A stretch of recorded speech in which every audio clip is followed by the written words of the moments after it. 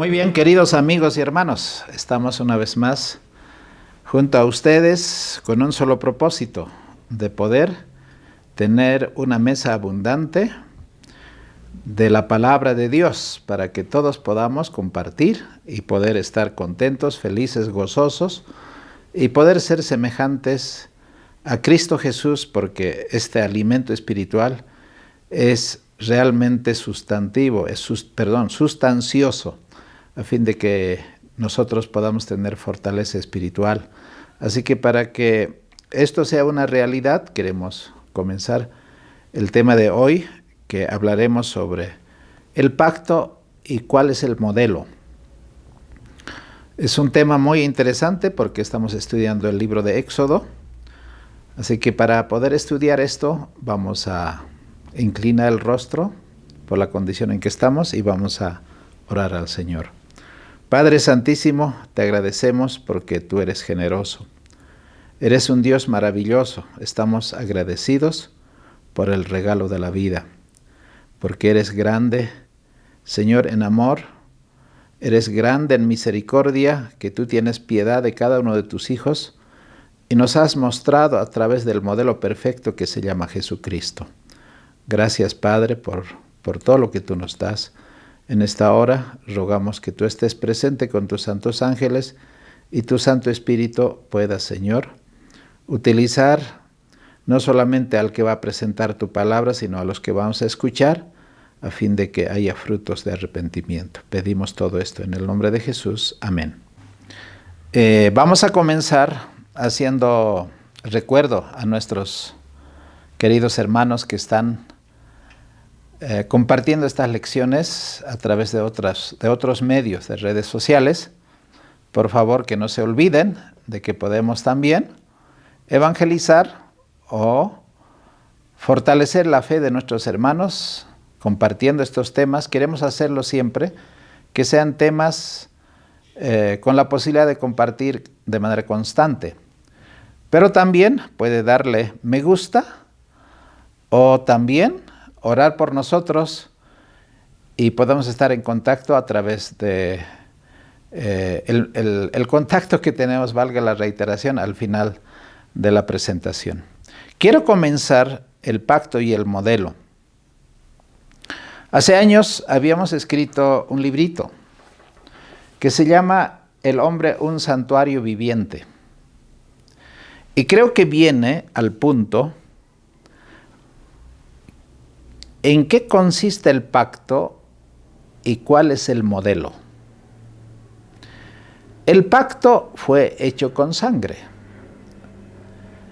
Desde el huerto del Edén, y ese modelo perfecto, el Cordero, se llama Jesucristo. Y en la verdad del santuario, como la sierva del Señor dice, se engastan todas las demás verdades. La base de la doctrina bíblica y por ende del pueblo remanente está basado en el santuario. Pero no solamente que Cristo es ese santuario, sino el hombre llega a ser un santuario viviente. Así que este es el tema que vamos a compartir con cada uno de ustedes, y el versículo de memoria está en Éxodo 24:3, dice: Y Moisés vino y contó al pueblo todas las palabras y todas las leyes del Señor. Y el pueblo respondió a una voz: haremos todo lo que el Señor ha dicho. Esta es la tercera vez que Moisés presenta las condiciones del pacto. ¿Qué es lo que el Señor ha expresado en sus mandamientos, en sus leyes, en sus estatutos? Y el pueblo respondió a una sola voz: haremos todo lo que el Señor ha dicho. Hemos enfatizado en las lecciones anteriores que ellos confiaron en la suficiencia humana, por eso fracasaron, por eso fallaron. ¿Qué es lo que necesita el hombre? Nacer de nuevo y vivir por la palabra. Dios nos habla de dos maneras. Una es el gran libro universal que se llama La naturaleza o la creación de Dios. Él nos habla a través de su creación, porque los cielos cuentan la gloria de Dios y el firmamento anuncia la obra de sus manos. Un día emite palabra a otro día. Así que por más analfabeto que sea una persona, puede leer las maravillas de Dios a través de la creación, no solamente la creación maravillosa, sino los rastros del pecado. Pero la otra manera que nos habla es a través de su palabra, expresado de manera concisa y precisa a través de los 10 mandamientos. Y nosotros hablamos a través de la oración. Entonces, Dios, hablándonos desde hace tiempo, en los tiempos pasados, a través de los profetas, siempre ha sostenido esa palabra, promesa tras promesa. Y nosotros hemos escuchado desde el huerto del Edén: enemistad pondré entre ti y la mujer, entre tu simiente y la simiente suya. Este te herirá en el calcañar, pero más él te herirá en la cabeza. Así que en estas líneas claras, en estas expresiones reveladas, son la que se manifiesta el carácter de nuestro Padre. ¿Cuál es el trato de Dios con el hombre pecador? ¿Cómo redime de sus pecados a la generación humana? A través de los patriarcas, a través de los profetas, a través de los hombres de la antigüedad, como dice el libro de Hebreos: pero viniendo en carne nos habló a través de su Hijo, y los santos apóstoles dieron testimonio de que la palabra de Dios es fiel y verdadera. Esos hombres, que eran los profetas y los patriarcas, eran semejantes a nosotros, en la misma condición y naturaleza. Santiago 5:17 dice: ellos estaban sujetos a las mismas pasiones. Vemos cómo lucharon en los momentos de flaqueza humana. Fueron tentados, como también nosotros alguna vez hemos sido tentados. ¿De dónde sacaron la fuerza y cómo vencieron por la gracia de Dios esas tentaciones? Cuando uno lee el libro de Hebreos, queda pero extasiado y maravillado, porque hombres tan débiles como nosotros alcanzaron victorias, pero glorificaron el nombre de Dios. Al leer el relato de esos preciosos sucesos que les permitió experimentar, ellos tenían luz, tenían amor, tenían la bendición y podían gozar de la obra que hicieron. Es maravilloso cuando uno se acerca a la Biblia.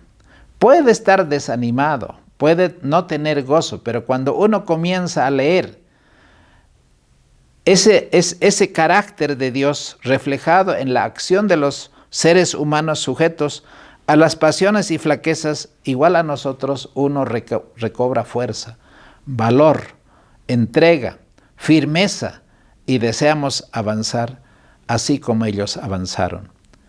El Señor Jesús dijo de las escrituras del Antiguo Testamento, porque eso es lo que existía cuando Él estaba en esta tierra. En San Juan 5:39 dice: ellas son las que dan testimonio de mí. ¿Quién no habló del Mesías que había de venir? ¿Y cómo se cumplió? Cuando Él vino en nuestra condición humana a esta tierra. ¿Y quién es el que dio ese testimonio? La Biblia, a través de los patriarcas y profetas, en todo momento nos habló de Jesucristo. Desde el primer relato de la creación, como dice San Juan 1:3, ese verbo fue hecho carne, habitó entre nosotros, lleno de gracia y verdad, pero también a la vez Él es el que creó los cielos y la tierra. Y sin Él, nada de lo que ha sido hecho fue hecho. Queridos amigos y hermanos, si deseamos conocer a Dios, es a través de su Hijo Jesucristo. Por eso debemos estudiar la Biblia.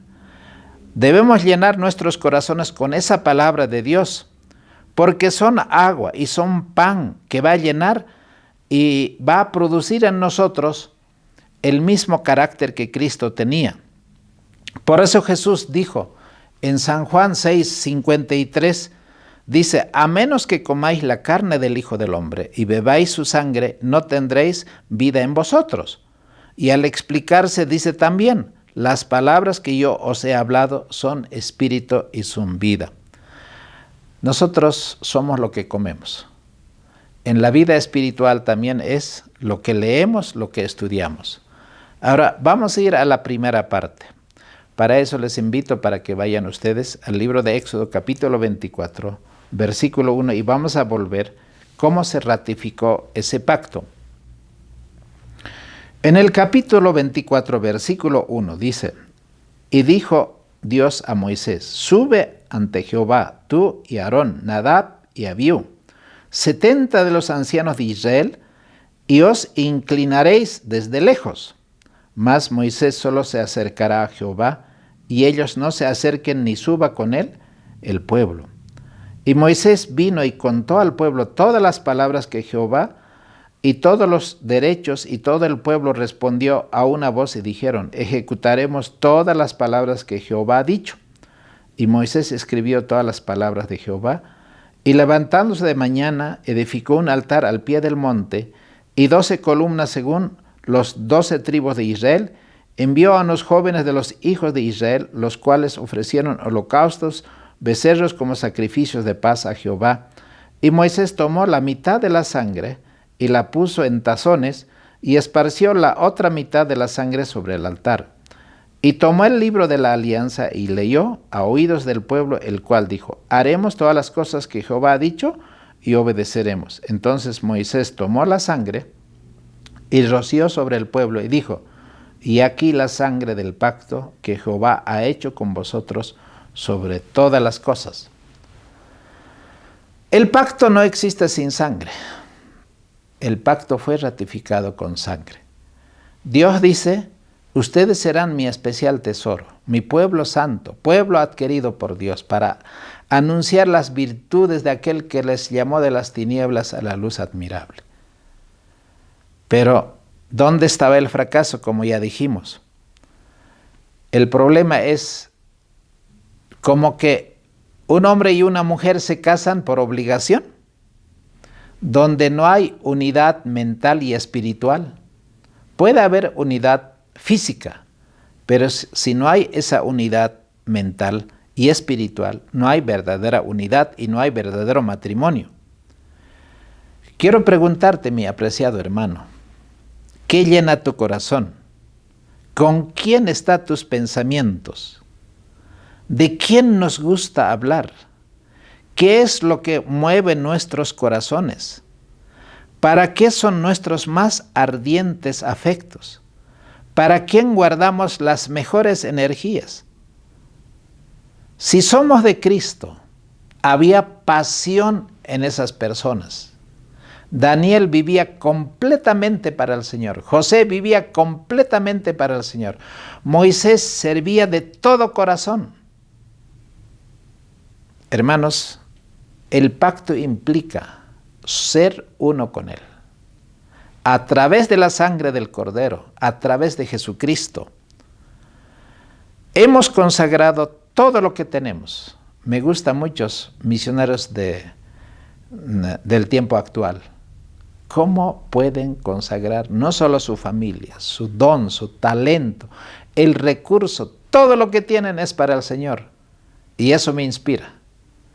Pero si nosotros nos reservamos alguna parte de nuestra mente, de nuestros sentimientos, de nuestra voluntad, ¿cómo podemos agradarle a aquel? Porque Cristo se entregó completamente. Los que llegan a ser nuevas criaturas en Cristo Jesús van a producir, pero a raudales y a gran intensidad, los frutos del Espíritu.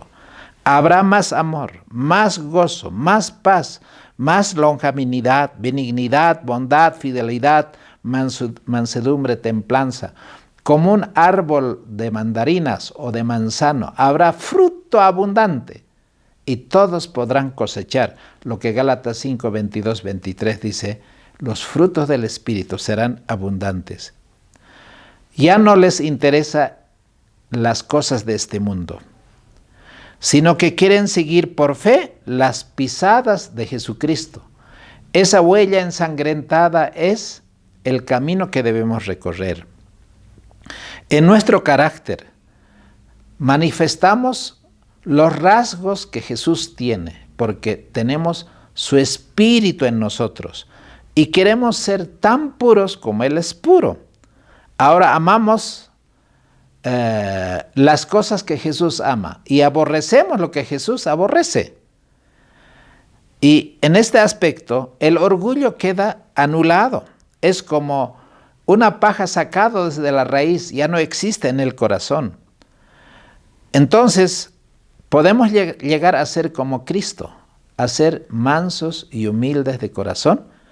Y finalmente, seremos adornado el hombre interior de corazón con la ropa imperecedera de su Santo Espíritu, que es manso y sosegado, y seremos un templo de su Santo Espíritu. Eso dice el apóstol Pedro en el capítulo 3, versículos 3 y 4 de Primera de Pedro.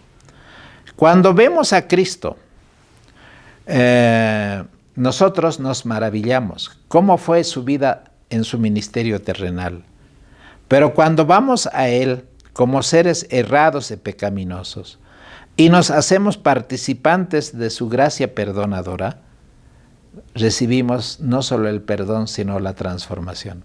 Fíjese en la mujer adúltera. Así como el perdón fue tan grande porque el pecado era tan grande, ese perdón llenó de amor su corazón. Y esa mujer fue transformada y se convirtió en una mujer santa. Aunque habían 7 demonios, pero fue un proceso maravilloso, que el Señor lo que comenzó persistió hasta terminarlo. Un día me gustaría, entre los redimidos, hablar con esta mujer, porque es una de las mayores inspiraciones. De siendo la mujer más pecadora, la persona más pecadora, cómo se transformó alguien que podía reflejar el carácter de Cristo. Queridos hermanos, ¿qué va a ser difícil en esa condición? Nuestros deberes van a ser una delicia. El estudiar la palabra va a ser como cuando queremos comer algo delicioso. Hermanos, no va a haber sacrificio así pesado, sino eso va a ser un placer. El sendero que antes nos parecía solamente cubierto de tinieblas y problemas, va a ser un sendero tan llevadero, lleno de gozo en nuestro corazón, porque tendremos delante de nosotros el sol de justicia. Cuán hermoso es el carácter de Cristo. Siempre se va a reflejar en los que siguen al Cordero.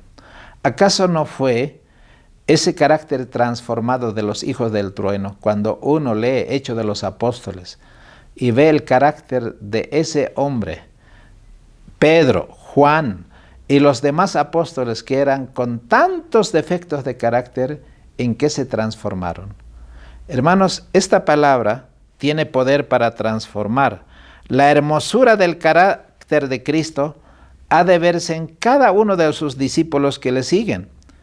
Él se deleita en darnos más y más de ese amor, de esta justicia, de esa verdad. Y cuanto más nos recibimos nosotros, más placentero es la voluntad de Dios. Entonces, el poder que predominaba en la vida de nuestro Salvador se ha hecho una realidad en nosotros. El amor embellecía y ennoblecía todas sus acciones de Cristo. El amor es de Dios. El corazón inconverso no puede producirlo, ni siquiera un poquito originarlo, porque no es de factura humana ese amor ágape, es el amor celestial, porque Dios es amor y en Cristo se reflejó completamente ese amor. Por eso el pacto está hecho en ese modelo perfecto que se llama Jesucristo. Y solo esto puede producirse a través de la palabra de Dios, a través de sus mandamientos, a través de sus estatutos y ordenanzas, pero con el poder de su Espíritu, a fin de que nosotros seamos tan semejantes a Él. En ese corazón regenerado por la gracia divina, el amor es el móvil de todas nuestras acciones. Va a modificar el carácter, va a gobernar los impulsos, restringe las pasiones, subyuga la enemistad y ennoblece los afectos. Este amor atesorado en el alma endulza la vida, y derrama una influencia purificadora sobre todos los que están en derredor. Estoy leyendo Camino a Cristo, la página 58 al 60. Hermanos, qué libro más tierno, qué libro más maravilloso. ¿Cómo refleja esto lo que en este momento estamos estudiando? Ese pacto renovado estaba hecho. El pueblo de Israel podía haberlo vivido de esta manera, pero esto no se hace con el esfuerzo, solamente con la voluntad humana. Necesitamos nosotros tener el Espíritu de Cristo. Vamos a ir a la parte 2. Aquí hemos visto, para concluir la parte 1, ¿con qué fue ratificado ese pacto? Con la sangre. Y sin sangre no puede haber, hermanos. ¿Recuerdan ustedes en el huerto del Edén?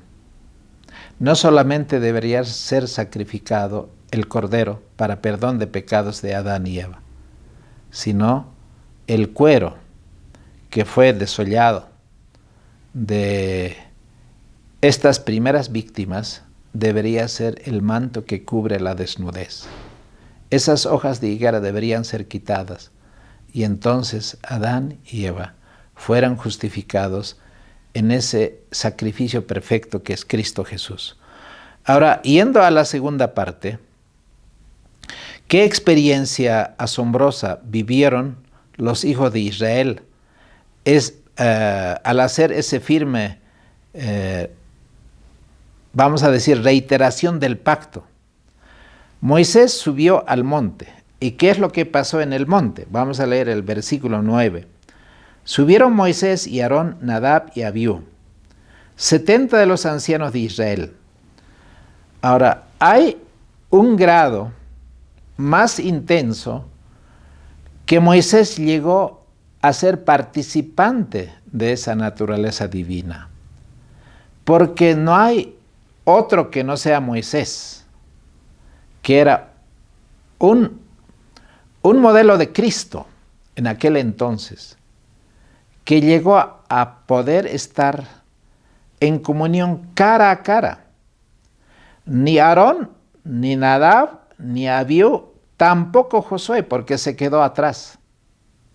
Los 70 ancianos, vamos a un poquito recordar, el pueblo está al pie del monte. Hay un límite que no se puede traspasar. Pero después están los 70 ancianos en la cumbre del monte. Pero después van inclusive Josué, Aarón, Nadab y Abiú y Moisés, un poco más adelante. Y entonces ellos vieron al Dios de Israel que había bajado a la montaña, que no era otro que no sea Jesucristo. Y cómo eran los pies de esa revelación, de esa teofanía. Dice que era como un baldosado de zafiro, semejante al cielo cuando está sereno. Mas no extendió su mano sobre los príncipes de los hijos de Israel, y vieron a Dios, y comieron, y vivieron, hicieron fiesta. Entonces Jehová dijo a Moisés: sube a mí al monte, y espera allá, y te daré tablas de piedra, y la ley, y el mandamiento que he escrito para enseñarlos. Entonces ahora el pacto fue ratificado. Hermanos, ¿acaso no podemos decir hoy mismo: Señor, escribe esa tu ley en mi mente y en mi corazón? Y cuando Moisés se levantó, y Josué, su ministro, y cuando Moisés subió al monte de Dios, dijo a los ancianos: esperadnos aquí hasta que volvamos a vosotros. Y aquí Aarón y Hur están con vosotros. El que tuviera asunto venga a ellos. Entonces Moisés subió al monte, y una nube cubrió el monte. Y la gloria de Jehová reposó sobre el monte Sinaí. Y la nube lo cubrió por 6 días, y el 7º día llamó a Moisés de en medio de la nube. Y el parecer de la gloria de Jehová era como fuego abrasador en la cumbre del monte, a los ojos de los hijos de Israel. Y entró Moisés en medio de la nube, y subió al monte, y estuvo Moisés en el monte 40 días y 40 noches. Mis apreciados hermanos, esto es maravilloso. ¿cómo podemos morar en el santuario de Dios? ¿Cómo podemos morar? Hay un versículo que me viene en Salmos, dice, ¿no? Yo me alegraba con los que me decían, a la casa de Jehová iremos. La casa de Jehová se bajó al monte Sinaí. Ahora estaba tabernaculando, haciendo esa coinonía, Jesucristo en su divinidad, el que refleja el carácter del Padre, para poder tener esa comunión con Moisés. Estar una semana solamente meditando. Aquí hay algunos pensamientos que me gustaría compartir. ¿Qué arreglos se hicieron? Porque el pueblo debería no solamente santificarse, deberían lavar sus ropas, deberían escudriñar sus corazones, porque van a recibir al Dios como rey, como el que gobierna la nación entera, como aquellos que van a ser sus súbditos. Había recibido Moisés ese mandato. Por eso le dijo, sube. Ahora, cuando Aarón, Nadab y Abiú subieron, esos 70 ancianos de Israel se inclinaron en reverencia. Ellos no estaban plenamente ante la presencia de Dios, pero se veía el temor, los truenos, el fuego, el resplandor. Pero ¿quién únicamente llegó a tener una conversación cara a cara? Ahora, mientras el pueblo, ¿cómo está haciendo? ¿Qué está haciendo al pie del monte? Están orando. Estos hombres escogidos fueron llamados al monte. Los 70 ancianos habían de ayudar a Moisés en el gobierno de Israel, y Dios puso sobre ellos su espíritu, y los honró con la visión de su poder y grandeza. Y vieron al Dios de Israel, y había debajo de sus pies como embaldosado de zafiro semejante al cielo cuando está sereno. Pero ellos no pudieron contemplar al Dios del universo, pero vieron la gloria de su presencia. Antes de esa oportunidad, aquellos hombres no hubieran podido soportar semejante escena. El pueblo no podía soportar. Ahora estos 70 ancianos estaban más cerca de Dios porque también compungieron sus corazones. El temor de Dios es el principio de la sabiduría. Ellos estaban recién comprendiendo que era tan importante la consagración para tener una comunión con Dios. Ahora, yo quiero preguntarles, ¿dónde se ve aquí algarabía? ¿Dónde se ve aquí lo que el mundo hace un culto, pero espurio, no un culto verdadero? ¿Acaso no hay reverencia? ¿Acaso no hay santidad? ¿Acaso no hay inspiración en este momento cuando Moisés está en el monte y esta es la comunión más íntima y el culto significa adoración? Y en este momento ellos están adorando y pueden contemplar la gloria, la pureza, la misericordia, su santidad, y ellos realmente están sobrecogidos de ese temor. Moisés y Josué, que era su ministro, fueron llamados entonces a reunirse con Dios, y como habían de permanecer ausentes por algún tiempo, el jefe nombró a Aarón y a Hur para que ayudara a los ancianos en lugar suyo. Entonces, cuando Moisés subió al monte, hay algunos detalles más que me gustaría compartir con ustedes. Durante esos 7 días, la nube cubrió el monte como una demostración de la presencia especial de Dios. Sin embargo, no dio ninguna revelación de sí mismo ni comunicación de esa voluntad. Imagínense estar una semana en silencio. Impresionante. Nosotros cuando oramos, cuando ayunamos o cuando estudiamos, me gusta mucho ir al campo. Cuando hay un silencio, hay una quietud, hay una tranquilidad. La mente se espacia en todas estas escenas maravillosas y podemos comprender de alguna manera que Dios en su santidad inspira temor, inspira santidad, inspira reverencia. Y no es así como muchos pretenden, que adorar a Dios es con esa música bailable, con los cuerpos moviéndose, con una algarabía, que no es la verdadera adoración. Este plazo de espera fue para Moisés un tiempo de preparación. También para los ancianos fue un tiempo de preparación. El pueblo mismo entendió que Dios, al que ellos ahora lo reciben como rey, como gobernante, no es como los dioses de Egipto.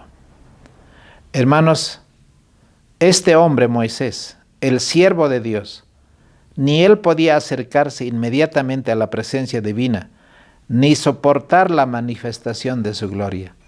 Y cuando yo estoy estudiando este tema, me viene a la mente, ¿no? Ese Dios glorioso, tan poderoso y maravilloso, es el que estaba sentado en el monte de las bienaventuranzas. Él es el que fue bautizado por Juan el Bautista. Él es el que hizo el milagro de los panes para alimentar a los 5,000. Y él fue clavado en la cruz. ¡Qué menosprecio! ¡Qué incomprensión de la santidad de Dios! No lo entendieron. ¿Por qué? Porque ellos estaban cegados por las pasiones humanas. Eran instrumentos del enemigo.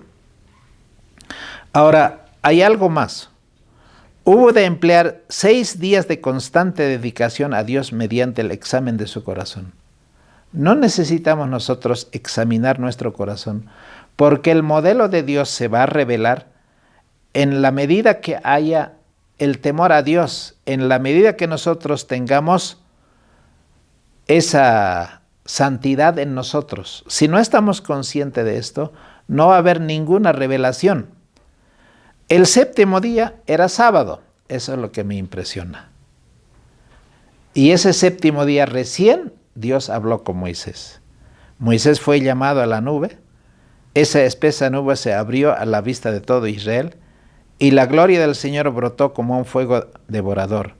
Eso está diciendo Patriarcas y Profetas, la página 322-323. Y el pueblo contempló cómo fue Moisés llevado a tan grande honor delante de Dios para que sea el representante del pueblo de Israel, a fin de que ellos pudieran entender que el Dios al quien van a servir como pueblo no es un Dios cualquiera, es un Dios de santidad, es un Dios de justicia. Es maravilloso. Yo pudiera dedicarme más tiempo a esto, pero tenemos que seguir avanzando. Y yo voy a ir a la tercera parte. Poder para obedecer. Esto es algo que me gusta mucho, porque para muchos es imposible guardar la ley. No, pues nadie va a poder guardar.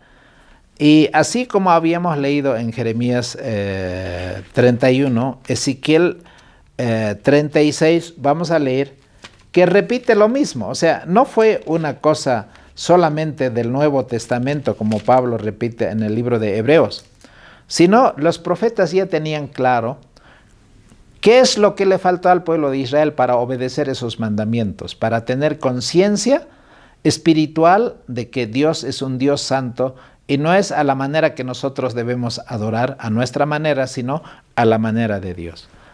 En el capítulo 36 de Ezequiel, versículo 26, dice así la palabra de Dios. Y os daré corazón nuevo, y pondré espíritu nuevo dentro de vosotros, y quitaré de vuestra carne el corazón de piedra, y os daré un corazón de carne. ¿Qué es lo que le faltó al pueblo de Israel? Ellos querían guardar esos mandamientos con un corazón de piedra. Así como estaba escrito en 2 tablas de piedra, pero necesitaban ser escritos en ese corazón de carne, es decir, en la mente y en el corazón del pueblo de Dios. Ahora, el Señor había prometido al pueblo de Israel, si ellos se lo pedían, pedid y se os dará. El Señor podía haberles dado ese espíritu para que ellos puedan obedecer en ese espíritu, en corazón de carne, un nuevo corazón. Y pondré dentro de vosotros mi espíritu. Solamente el Espíritu Santo puede hacer esa obra maravillosa de transformar nuestra condición pecaminosa por la sangre del Cordero en nueva criatura. y daré que andéis en mis estatutos y guardéis mis decretos y los pongáis por obra. Queridos hermanos, ¿acaso no es maravilloso que Dios dice, lo que es imposible para el hombre, yo lo voy a hacer? Les voy a dar nuevo corazón, nuevamente. En mi espíritu escribirá en vuestros nervios, en células, en todo lo que es nuestro ser, para que andemos según esos mandamientos y guardemos sus decretos y los pongamos por obra, así para que habitemos en la tierra por la eternidad. Queridos hermanos, ¿de dónde viene ese poder? ¿De dónde viene? 3 veces el pueblo repitió y en las 3 fracasó. La única salvaguardia contra el mal consiste en que mediante la fe y en su justicia, Cristo mora en el corazón. Yo ponía un ejemplo. Cuando uno es pastor de ovejas, ¿dónde hay seguridad? ¿Dónde hay la salvaguardia para las ovejas? No es en el corral. El zorro también puede entrar al corral. Es la presencia del pastor.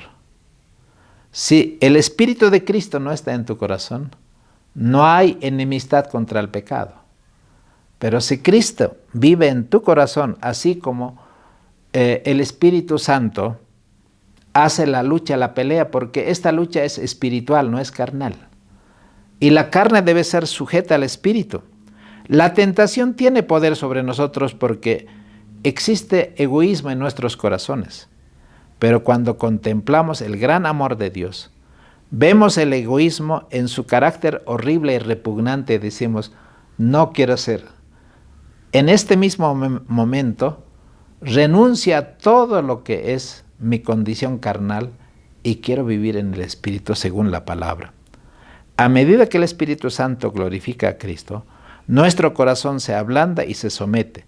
La tentación pierde su poder mágico, ya no es atractivo, ningún pecado.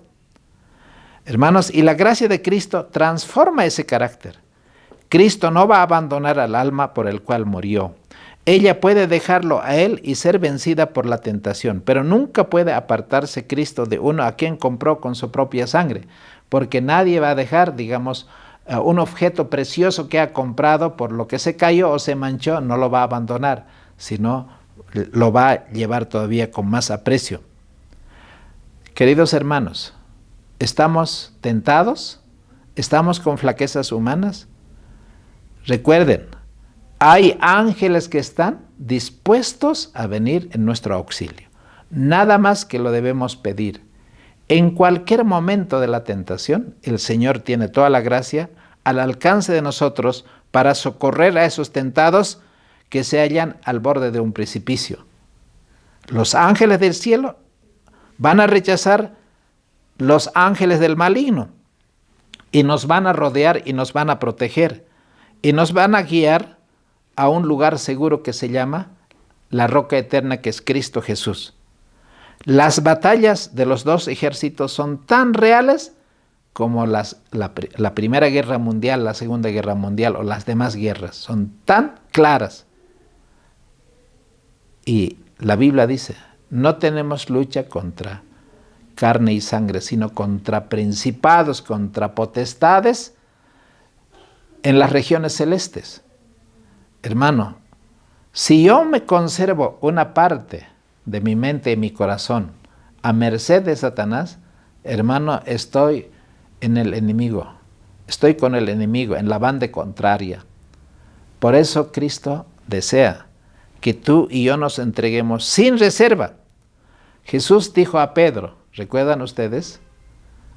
El enemigo Satanás ha pedido para zarandearos como a trigo, pero yo he rogado por ti que tu fe no falte. El autor y consumador de la fe, que es Cristo Jesús, dice, tu fe no te va a faltar. Él va a venir en socorro. ¿Y cómo socorrió a Pedro? Es maravilloso. Cuando Pedro negó 3 veces, dice que no vio en el rostro de Cristo condenación, sino había tristeza y dolor. Y Pedro se sobrecogió, fue enternecido. Se fue al lugar donde pocas horas antes habían estado en el jardín del Getsemaní. En el mismo lugar donde Cristo había derramado gotas de sangre, Él se arrodilló y pidió a Dios clamorosamente que cambie su corazón y su vida. Allí fue la conversión de Pedro. ¿No les parece maravilloso? Una mirada de Cristo de compasión y ternura va a ennoblecer las facultades superiores de la mente. Gracias a Dios que no nos ha dejado solos. El que de tal manera amó Dios al mundo y que ha dado a su Hijo unigénito, para que todo aquel que en Él crea no se pierda, mas tenga vida eterna, no nos va a abandonar, mis apreciados hermanos, cuando estemos peleando con el enemigo. Dice el Señor, yo les doy potestad de pisar serpientes y escorpiones, y sobre toda la fuerza del enemigo no los hará daño. Hay poder en Cristo. Tú y yo somos poderosos. Esa cita que está en Deseado todas las 7 dice, uniendo la voluntad del hombre con la voluntad divina, el hombre se hace omnipotente.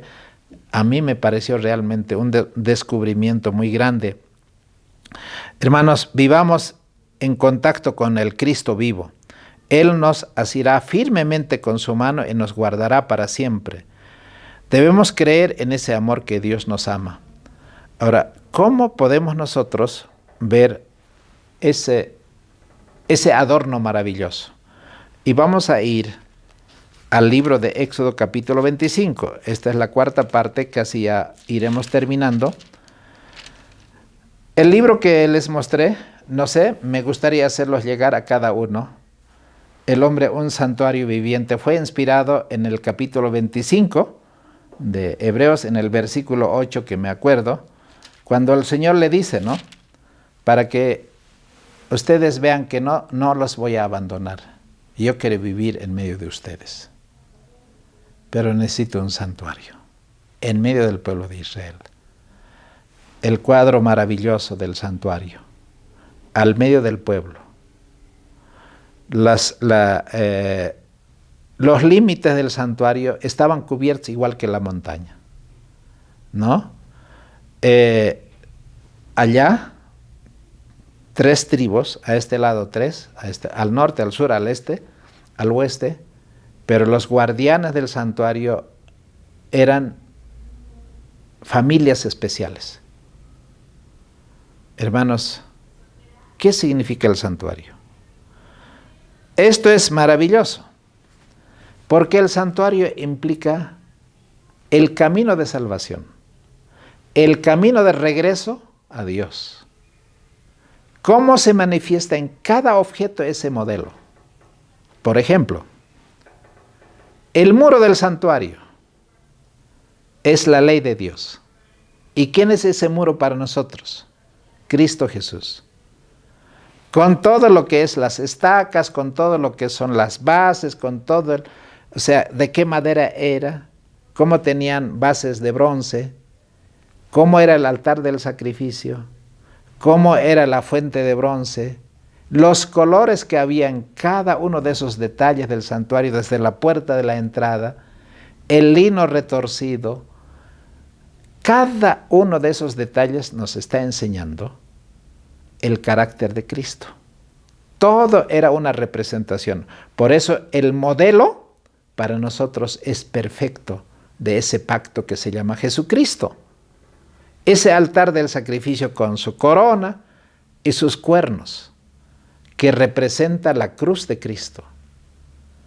Y la fuente de bronce, no solo el bautismo, sino la resurrección de Jesucristo, para entrar al lugar, al tabernáculo, al lugar santo y al lugar santísimo.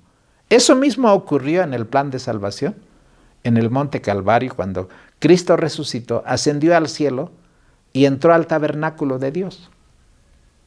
Y en el tabernáculo de Dios, el lugar santo al cual, después de ascender al cielo, el Señor fue a ministrar, santifica a su pueblo a través de 3 elementos que están en el lugar santo.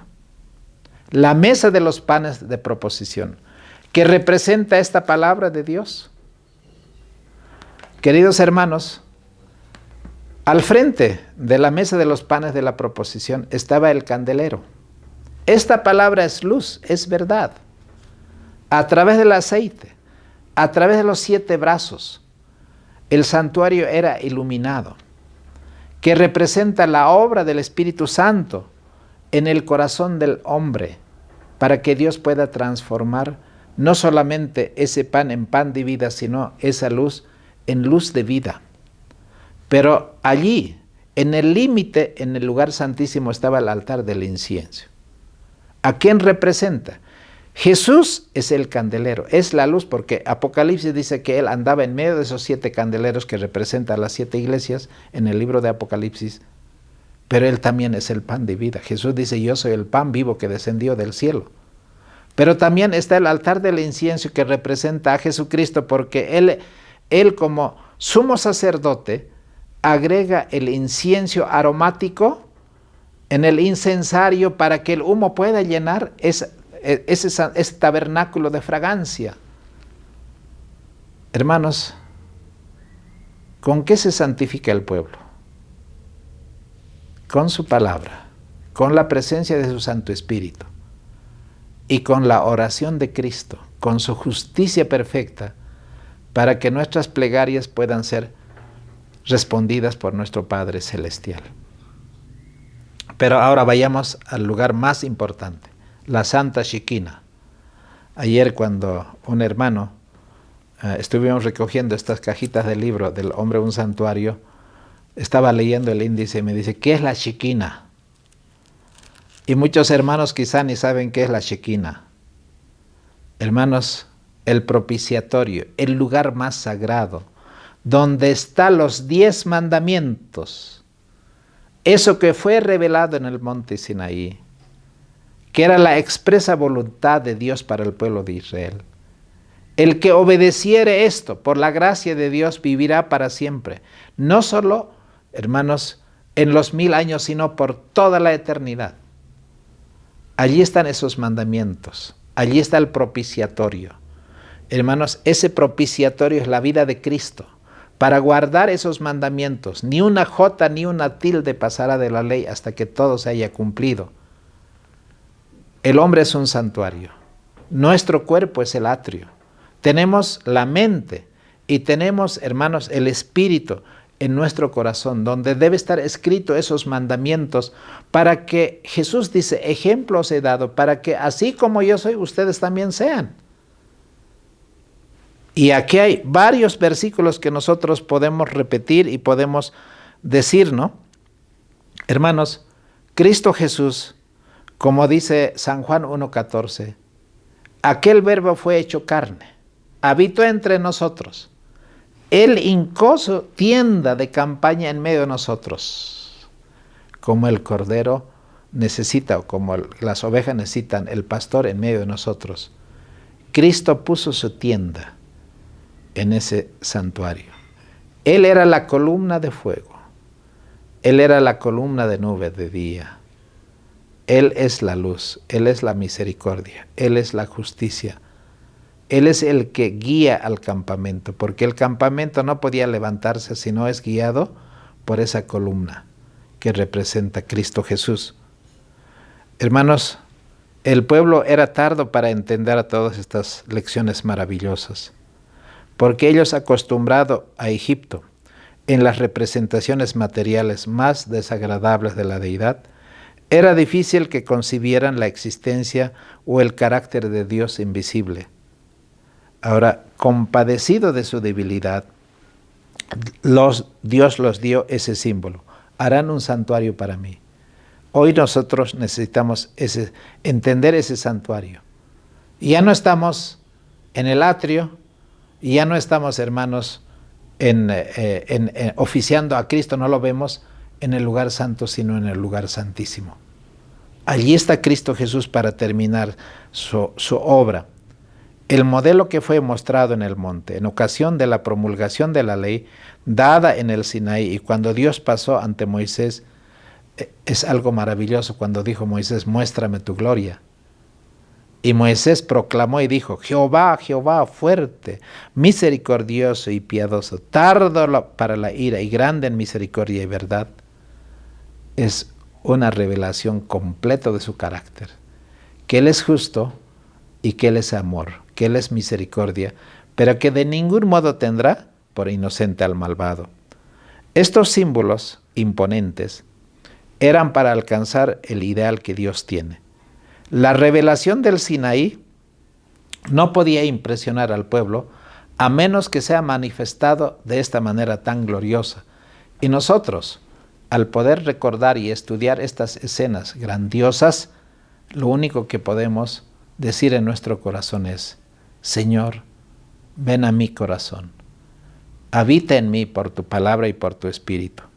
Esa es la lección de tabernacular, de tener comunión con Dios, de ofrecer sacrificios vivos y santos y agradables, que es nuestro culto racional. Hermanos, la lección del perdón del pecado y la lección de obedecer esos mandamientos a través de los méritos de Cristo están al alcance de cada uno de nosotros. ¿Por qué? Porque por medio de Cristo se había de cumplir el propósito simbolizado por el tabernáculo. Ese glorioso edificio, cuyas paredes eran de oro brillante que representaba su divinidad, eran de matices de arcoíris las cortinas bordadas con figuras de querubines, que era una representación de lo que es el trono de Dios, y la fragancia del incienso, que siempre ardía y compenetraba todo, hermanos, representa su justicia.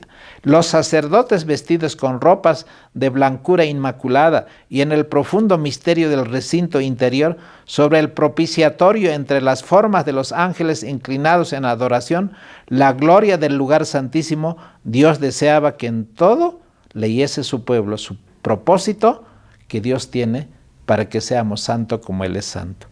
Ese mismo propósito expresó el apóstol Pablo cuando escribió y dijo: ¿no sabéis que sois templos del Espíritu de Dios, y el Espíritu de Dios mora en vosotros?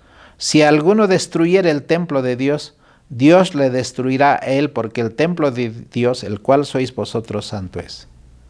Hermanos, ninguna cosa contaminada entraba a ese tabernáculo, a ese templo. El Señor quiere conservar ese templo en nosotros, así como en todo momento debiera haberse conservado. Pero lamentablemente Satanás profanó el cuerpo y la mente de muchos, y nosotros hemos sido redimidos, hemos sido como el tizón arrebatado al incendio, todavía no hemos sido consumidos, el Señor nos ha redimido. La última parte es: ¿por qué necesitamos ser llenos del Espíritu de Dios? Porque los sacerdotes deberían tener vestiduras sacerdotales, porque estaban escritos en su frente, santidad a Jehová, y en el pectoral también, y las 12 piedras que había, el Urín y el Tomín. Es algo maravilloso cómo Dios le enseñó lecciones tan interesantes, que los sacerdotes deberían ser consagrados con aceite, y deberían tener esa vestidura especial para entrar no solamente al atrio, sino al mismo tabernáculo, porque deberían acercarse al Dios Santo. ¿Cómo trabajaron los que hicieron el tabernáculo? Hermano, Bezaliel, que fue uno de los que fue inspirado por el Espíritu de Dios, tenía todas las habilidades para trabajar en oro, en plata, en cobre, en madera, en toda tela preciosa de cuero y todo lo demás para hacer ese tabernáculo. El Señor nos ha unido con varios dones, nos ha dado talentos, nos ha dado ministerios para que esta obra perfecta de Dios pueda ser terminada. Hermanos, debemos esforzarnos por ser perfectos en nuestra esfera, así como Dios es perfecto en la suya. Y cada obra maravillosa que nosotros hagamos por la inspiración de ese Espíritu, seremos también perfectos, porque la iglesia, que hoy es el pueblo de Dios, debe tener esa formación de carácter del carácter de Cristo. Así que para terminar, podemos tener esa sabiduría, esos talentos, esa elocuencia, todo don natural, espiritual, es dada por el Espíritu de Dios, que nos convencerá en todo momento de que el pecado es odioso delante de Dios y debe ser por la sangre de Cristo limpiado de todos los corazones para que seamos templos de su Santo Espíritu. Apreciados hermanos, Dios puede convertir a cada uno de nosotros en un instrumento valioso. Por la obra de su Santo Espíritu puede haber todos los recursos del cielo al alcance de nosotros, sin ninguna restricción de parte de Dios, porque toda la gracia de Dios está fluyendo a través del trono de su gracia para que todo hombre sea redimido. No hay nada que el mundo necesite tanto como la manifestación del carácter de Dios entre nosotros. Apreciados hermanos, el tiempo ha llegado, porque la hora final de los 144,000 será una manifestación del carácter de Cristo. Cristo ha hecho toda provisión para que su iglesia sea un cuerpo transformado, iluminado con la luz para todo el mundo y que posea la gloria del Emmanuel. En su propósito, Dios quiere hacer de cada cristiano que tenga esa atmósfera espiritual de luz y paz. Desea que nosotros revelemos su propio gozo en nuestra vida. La morada del Espíritu en nuestro corazón se revelará por la manifestación del amor celestial.